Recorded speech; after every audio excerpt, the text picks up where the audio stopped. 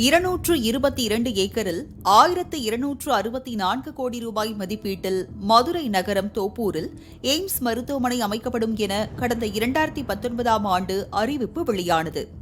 10 தளங்களுடன் 870 படுக்கை வசதிகளுடன் கட்டப்பட உள்ள இந்த எய்ம்ஸ் மருத்துவமனையின் அடிக்கல் நாட்டு விழா 2019ஆம் ஆண்டு ஜனவரி 27ஆம் தேதி நடந்தது. பிரதமர் நரேந்திர மோடி அடிக்கல் நாட்டியதைத் தொடர்ந்து தென் மாவட்டத்தினர் பெரும் ஆவலில் காத்திருந்தனர். ஆனால் அடிக்கல் நாட்டப்பட்டதே தவிர மேற்கொண்டு எந்த நடவடிக்கைகளும் எடுக்கப்படாமலேயே இருந்தது. இதற்கிடையே கடந்த சட்டமன்ற தேர்தல் பிரச்சாரத்தின் போது உதயநிதி ஸ்டாலின் செங்கலை கையில் எடுத்தார். எய்ம்ஸ் மருத்துவமனை வருகிறது என கூறிவிட்டு ஒரே ஒரு செங்கலை மட்டும் நட்டு சென்றதாக அவர் கூறியது கவனம் பெற்றது.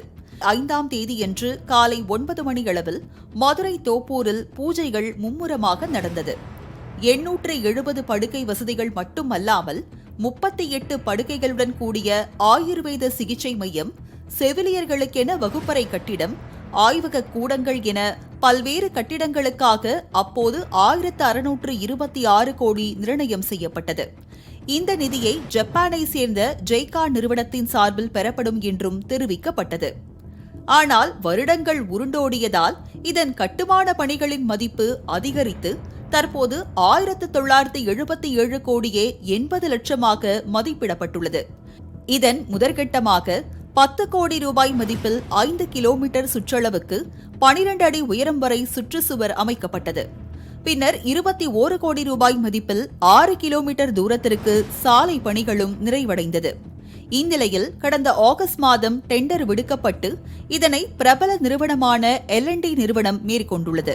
5ஆம் தேதி வாஸ்து பூஜை தொடங்கிய நிலையில் இந்த நிகழ்ச்சி அரசியல் வட்டாரத்தில் சர்ச்சையை ஏற்படுத்தியது.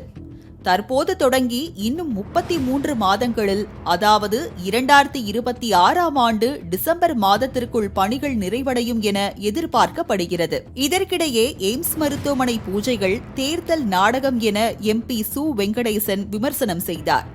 நாடாளுமன்ற தேர்தல் நெருங்குவதால் தென் மாவட்ட மக்களின் வாக்குகளை அள்ளுவதற்காக நடத்தப்பட்டது என குற்றம் சாட்டப்பட்டது.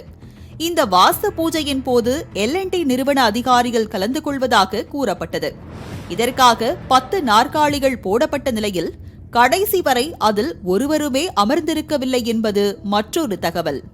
சிறப்பு விருந்தினர்களே இல்லாத இடத்தில் போடப்பட்ட பூஜையும் சில நிமிடங்களிலேயே நிறுத்தப்பட்டது.